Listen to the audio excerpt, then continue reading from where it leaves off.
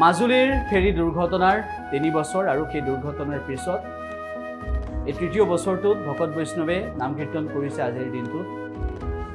সেই অভিশপ্ত দিনটোৰ কথা মনত পৰিলে আজিও উচপি উঠে মাজুলীবাসী। সেই অভিশপ্ত দিনটোৰ কথা মনত পৰিলে আজিও পকত ভাঙি পৰে সেইসকলৰ আত্মীয় যিসকলে প্ৰাণ হেৰুৱাইছে।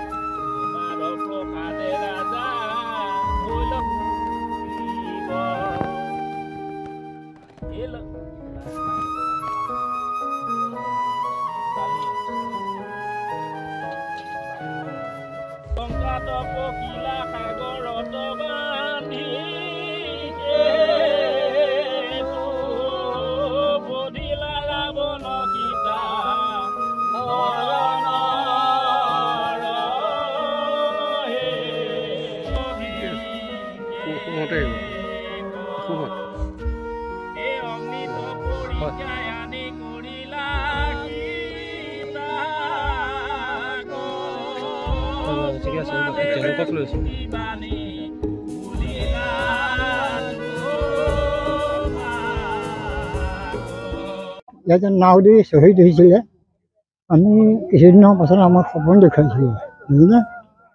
তাৰপৰা আমি সপোন দেখুৱাই আমি আহি যেনিবা এতিয়া ৫-৬খন গাঁও বকৰা হৈ পেলাই যেনিবা আমি মাননি ভাগ আগবঢ়াইছোঁ, বুজা নাই। সপোনত এনেকুৱা এটা দেখুৱাইছে, চব বস্তু মানে দেখুৱাই দিছে। কোন বামুণে আহি পূজা ভাগ দিব তাৰ পৰ্যন্ত দেখুৱাইছে, বুজানে। এদিন তেনেকৈ মই বৰ সপোনত বিশ্বাসটো নকৰিলোঁ। তাৰ 5 বছৰ আকৌ দেখুৱালে, বোলে আপুনি দয়া নকৰিলে নগ'লে এই বোলো মই যাম, বুজা নাই। আকৌ 10 কিলোমিটাৰ পাছত ভোগ দিবলৈ কাৰণে এই মহেন্দ্ৰ শৰ্মা বুলি কয়, এই কমলাবাৰী, তেখেতক গৈ পাই তেখেতে আহি পেলাই এইখিনিতে দিছে প্ৰথম বছৰ।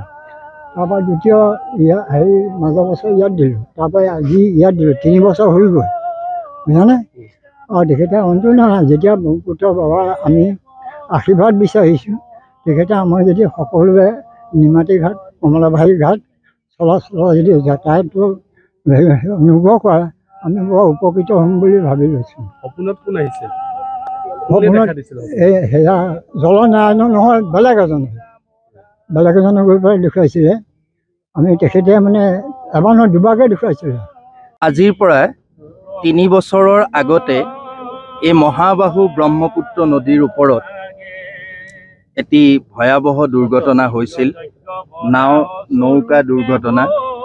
সেই নাও দুৰ্ঘটনাত বহু লোকে ভগৱন্তৰ একান্ত দাস, তেওঁলোক ভগৱন্তৰ একান্ত ভক্ত আছিল। মহাবাহু ব্ৰহ্মপুত্ৰৰ ওপৰত তেওঁলোক লীন গৈছিল।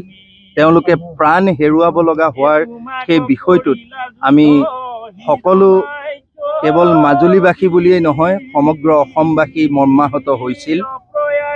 তাৰ পিছতেই তেওঁলোকৰ আত্মাৰ সদ্গতিৰ অৰ্থে বাৰ্ষিক কৰ্ম হিচাপে মহাবাহু ব্ৰহ্মপুত্ৰৰ ওপৰত আমি ভোগ প্ৰদান কৰি আহিছোঁ।